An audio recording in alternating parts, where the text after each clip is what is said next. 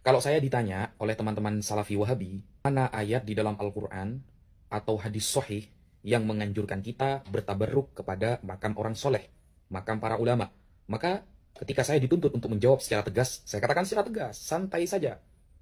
Di dalam Al-Quran, di dalam hadis sahih, tidak ada ayat ataupun hadis yang menganjurkan kita bertabarruk kepada makam orang soleh menurut versi Wahabi. Nggak ada. Jadi di dalam Al-Quran mau dicari dari Bismillahirrahmanirrahim dalam suratul Fatihah sampai surah An-Nas atau di dalam kutubus sittah, di dalam hadis-hadis sahih, nggak ada memang menurut Wahabi, nggak ada. Tapi menurut Ahlus Sunnah ada ayatnya, ada hadisnya.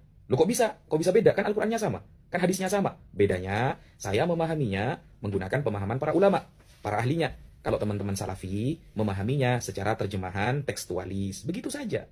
Menurut mereka nggak ada memang. Menurut kita ada. Setelah melihat video Gus Wafi yang ini, itu dari awal video hingga akhir tidak ada dalil dari Al-Quran dan juga hadis Nabi Shallallahu Alaihi Wasallam yang dipaparkan oleh beliau guna mendukung statement beliau bolehnya bertabaruk di kuburan orang soleh. Sehingga muncul pertanyaan-pertanyaan di kolom komentar beliau. Artinya ini hanya ngarung ngidul, tong kosong nyaring bunyinya. Loh kalau berbicara, mengklaim tanpa datangkan bukti, apa bedanya dengan orang-orang Nasrani? Allah Subhanahu wa taala sebutkan sifat orang-orang Nasrani di dalam Al-Qur'an demikian. Wa qalu la yadkhulul jannah illa man kana hudan aw nasara tilka amaniyuhum qul hatu burhanakum in kuntum shodiqin. Datangkan bukti kalau kalian orang-orang yang benar. Datangkan bukti, dalil yang menunjukkan bolehnya bertabaruk di kuburan orang soleh.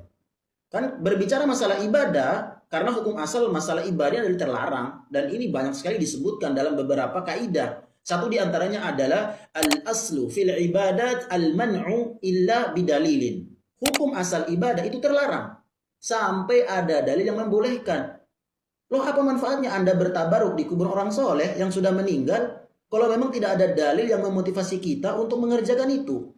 Nah ternyata setelah kami lihat di beberapa postingan media sosial seperti Facebook, TikTok, atau yang semisalnya, ternyata orang-orang yang sejubah dengan mereka ini menjadikan dalil di dalam Quran Surat An-Nisa ayat 64 sebagai bukti bolehnya bertabaruk di kuburan orang soleh yang sudah meninggal.